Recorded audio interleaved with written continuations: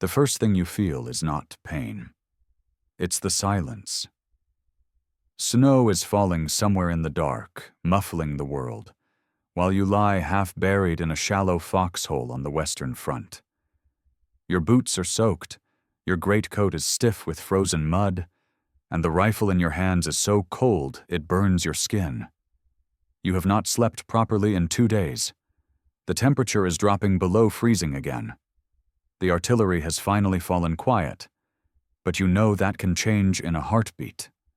Your eyelids grow heavier as your body begs for sleep, and that's when the most terrifying thought appears. If you close your eyes for too long, will you wake up at all? That's not movie drama. In the winters of the Second World War, frontline soldiers on the Western Front lived with a very real calculation. Every hour of sleep might cost their fingers, their feet, or their life. We imagine war as bullets, explosions, and heroic charges, but for millions of men between 1939 and 1945, the real enemy came at night with icy fingers and numb limbs. So how did they sleep in trenches, foxholes, and ruins without freezing to death?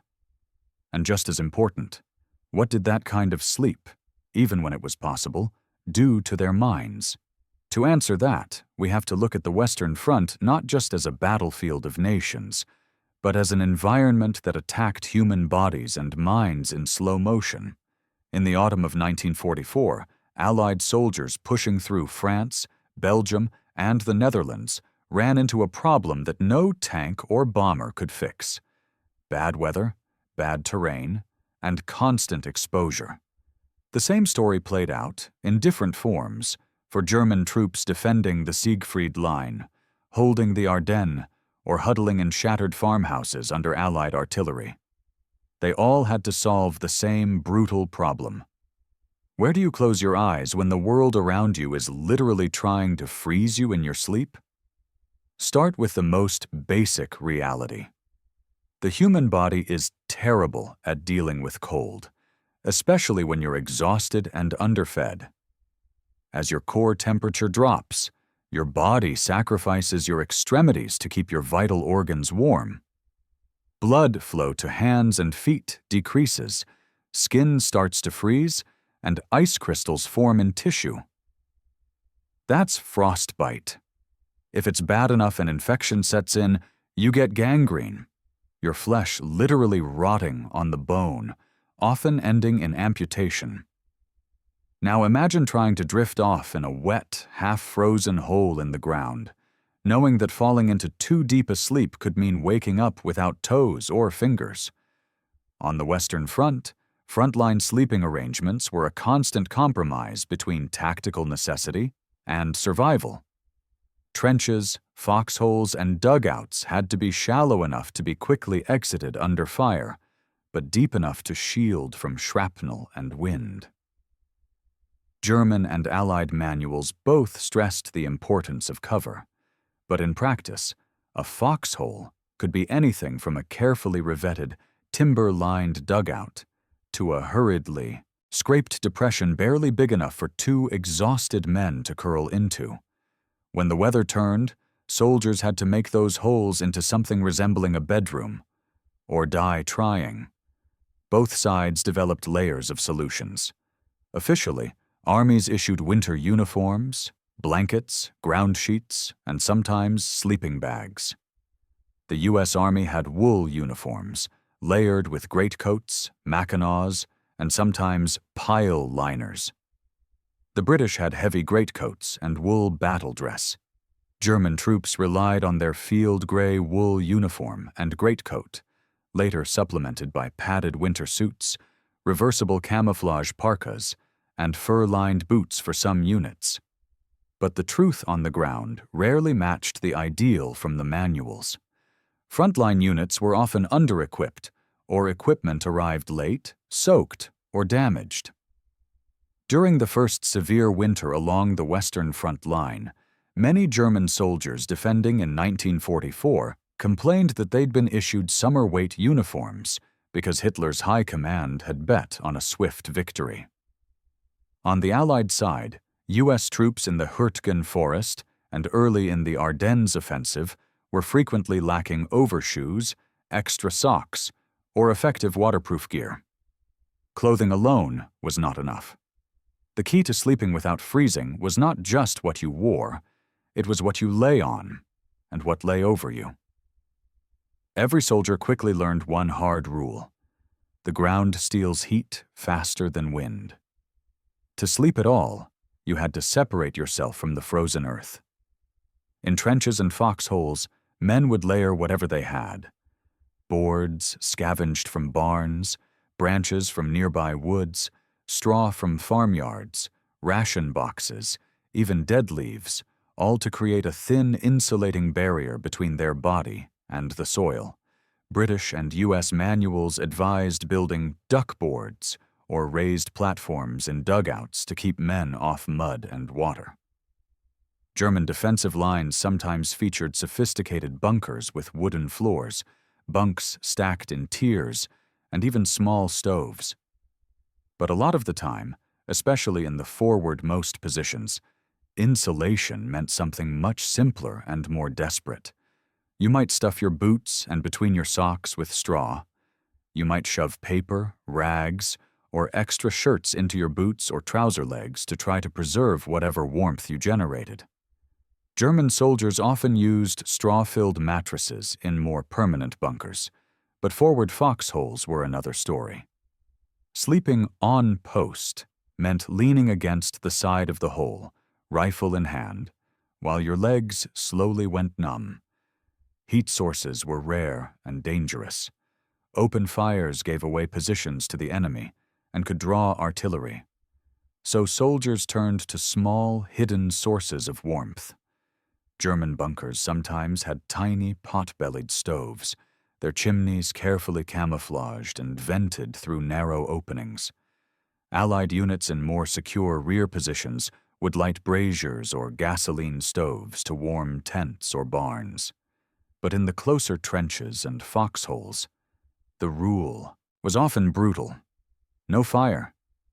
Smoke could kill you before the cold did. That meant soldiers had to use the most basic and ancient heating system of all: each other. Buddy warming wasn't a term in the manual, but it was a standard practice. 2 or 3 men would pile into a foxhole, pressed shoulder to shoulder, sharing blankets or shelter halves buttoned together into makeshift sleeping bags. Body heat, trapped beneath wool and canvas, could make the difference between shivering all night and slipping into the more dangerous realm of numb, drowsy hypothermia. In some U.S. units, shelter halves were specifically designed for 2 men to join theirs together, creating a small, low tent. Inside, they would lay ponchos or ground sheets, perhaps some straw, and then lie close for the night. German troops did similar things with their Zeltbahn, the triangular shelter quarter, and blankets or captured materials. But this solution had its own psychological price. Imagine trying to sleep pressed against another man in a hole barely big enough to move in, with your muddy boots inches from his face, both of you trying not to shift too much because any gap in the shared warmth could wake you with a full-body shiver. You slept, but never really rested. Then there were the rotations. Both sides learned that leaving men in exposed positions for too long in the cold was a death sentence. Ideally, a unit would rotate forward platoons out of the line every few days, or at least rotate sentries and foxhole occupants every couple of hours through warmer shelters. German doctrine, especially in more organized defensive lines, called for a system of frontline positions supported by reserve trenches and deeper bunkers. The front foxholes might be manned only at night, with troops pulling back to comparatively warmer dugouts during the day. The U.S. Army, pushing attack after attack into German-held territory, tried to rotate companies from the line into villages or woods, where they could find barns, houses, or even makeshift tent camps with stoves. Rest, in this context, didn't mean going home. It meant moving from freezing mud to a crowded barn where you might sleep on straw, still in your boots, with artillery rumbling in the distance instead of overhead. But even these rotations often broke down in practice. In the dense, dark Hurtgen forest in late 1944, U.S. divisions fought in a cold, wet hell of evergreen trees, mud, and constant artillery. Trenches flooded, foxholes collapsed, and men had to bail out their positions with helmets just to keep from lying in freezing water. Rotations were delayed or canceled because of attacks, counterattacks, or simple confusion in the forest maze. Men slept where they fell, sometimes under ponchos strung between trees, sometimes in half-collapsed holes that filled with icy water overnight. Frostbite casualties skyrocketed. It was in the winter of 1944 to 45, in battles like the Hurtgen and the Ardennes, better, known as the Battle of the Bulge, that the question in our title became brutally real. How do you sleep without freezing to death when your entire army is caught off guard by winter? During the Battle of the Bulge, German forces launched a surprise offensive through the Ardennes, hitting American lines at a moment when many U.S. troops were thinly spread, under-equipped, and mentally prepared for a quiet sector. Temperatures plunged well below freezing. Snow fell heavily. American units were caught in summer or autumn gear, lacking winter boots and overshoes. Some soldiers wrapped burlap sacks or blankets around their feet, or lined their boots with newspaper and extra socks. Others never got the chance. In foxholes outside places like Bastogne, Orthoville, and Elsenborn Ridge, men went to sleep after long nights of fighting and simply did not wake up. Official records from the U.S. Army list thousands of cold weather injuries during the campaign: frostbite, trench foot, and hypothermia, many leading to gangrene and amputation. On the German side, things weren't much better.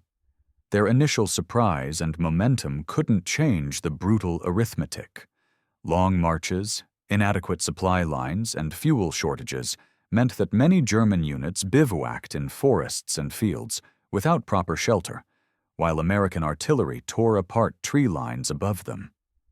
They dug hasty foxholes in frozen soil with entrenching tools, often only deep enough for one man to lie in.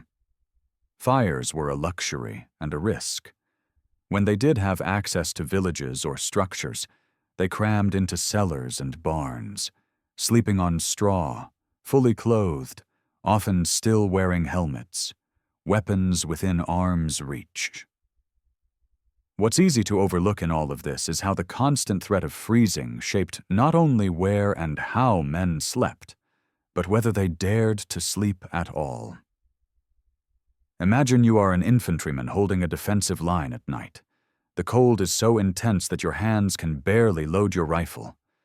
You know the enemy is near.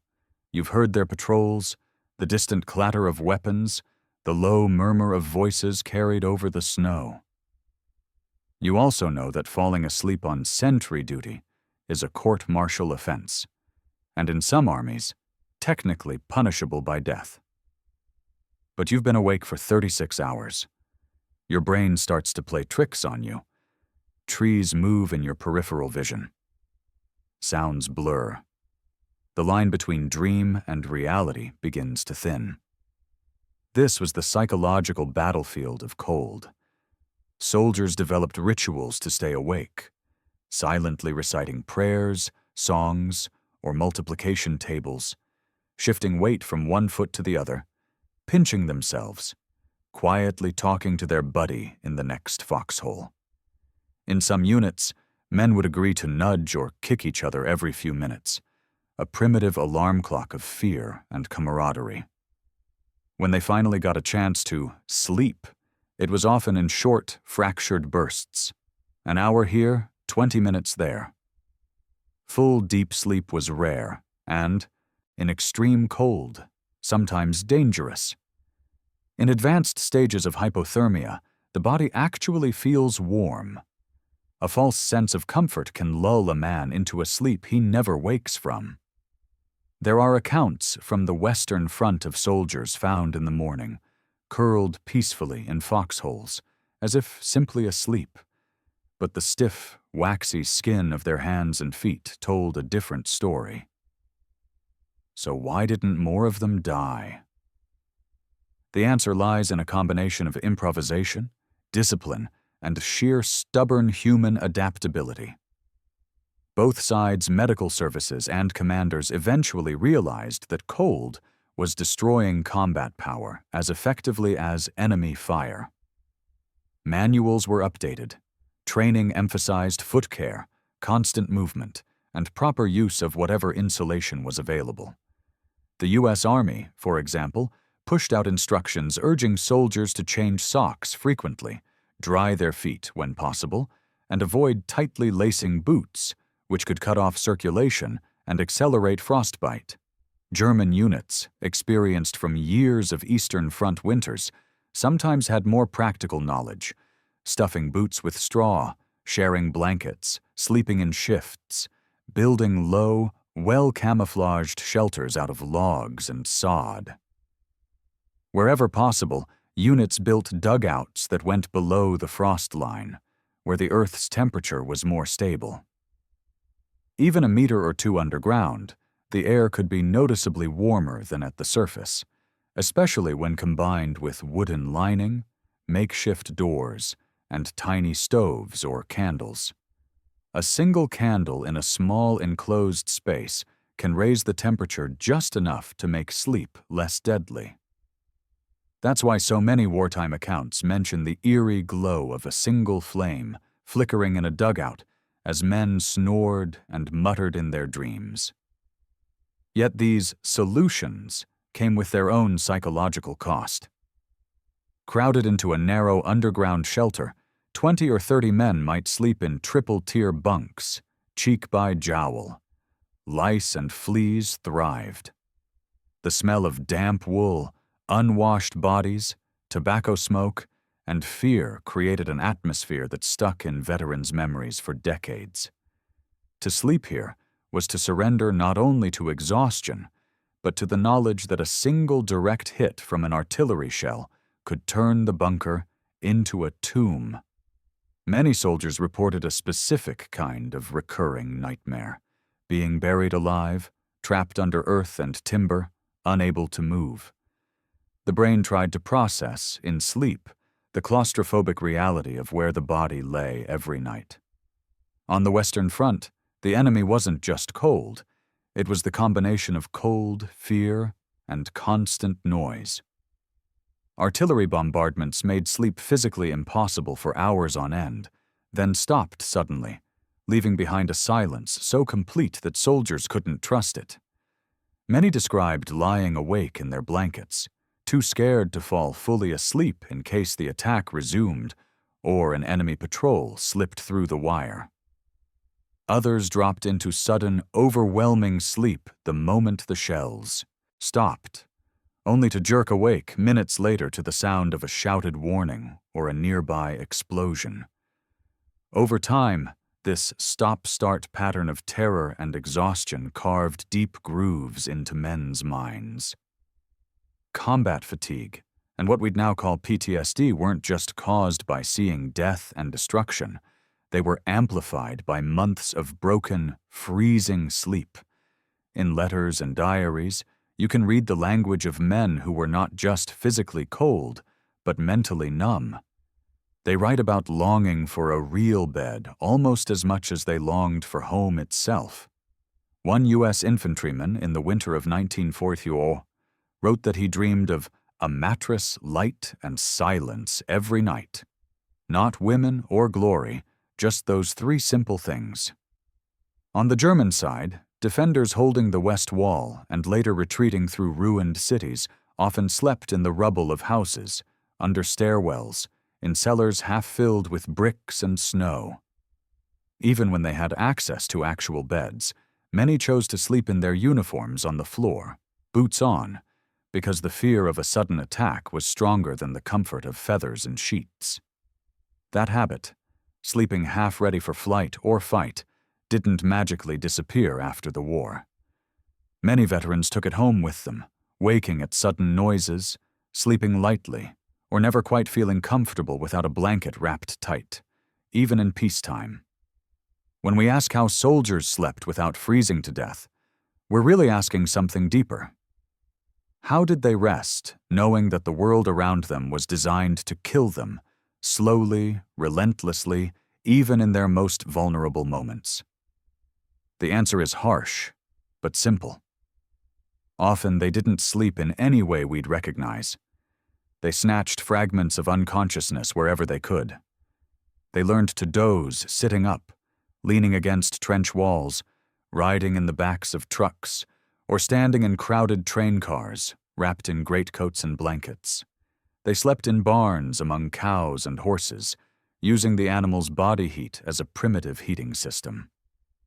In more organized sectors, they slept in rotating shifts in dugouts warmed by tiny stoves, listening to the crackle of ice forming outside. They slept under tanks, in ditches, behind church walls that had lost their roofs. They slept next to fires that weren't supposed to be lit, gambling that the need for warmth outweighed the risk of attracting enemy artillery. And yes, sometimes they paid the price. Frostbite, trench foot, gangrene, and hypothermia claimed tens of thousands of casualties on the Western Front alone. Some of those men survived, waking up in hospitals to find blackened toes or fingers bandaged, surgeons' faces grave. Others did not wake up at all, their comrades gently prying stiff rifles from frozen hands as dawn lit a landscape of snow and churned earth. But here's the part we rarely talk about. The same ingenuity that helped them survive the cold also shaped modern military and outdoor survival practices. Today's soldiers use layered clothing systems carefully designed to wick moisture away from the skin, trap air for insulation, and shed wind and water.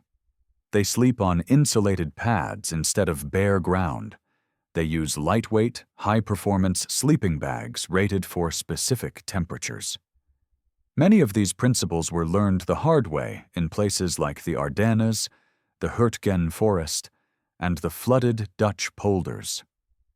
Even the idea of rotating troops regularly out of the line to warm, rest, and recover owes much to the bitter lessons of World War II winters. So the next time you crawl into a warm bed, pull up a thick blanket, or unzip a modern sleeping bag on a camping trip, remember the men who tried to sleep in wet boots and frozen coats, listening for the next shell. Remember that for them, good sleep didn't mean 8 hours and a comfy pillow. It meant waking up with all 10 toes. It meant one more day with their platoon. It meant one more letter home instead of a telegram sent in their name. You've just spent the last few minutes walking through their nights. The makeshift insulation, the buddy warming, the frozen foxholes and crowded bunkers. The nightmares that didn't end with morning. If you want more stories that peel back the heroic myths and look at how people actually lived, suffered, and survived in World War II, on all sides, then help this channel grow. Hit the like button so this video reaches more history fans, and subscribe if you want to be the person in your friend group who knows what it really meant to get some sleep on the front line. And if you've ever complained about a cold bedroom, maybe share this with someone who does. They might look at their blankets a little differently tonight.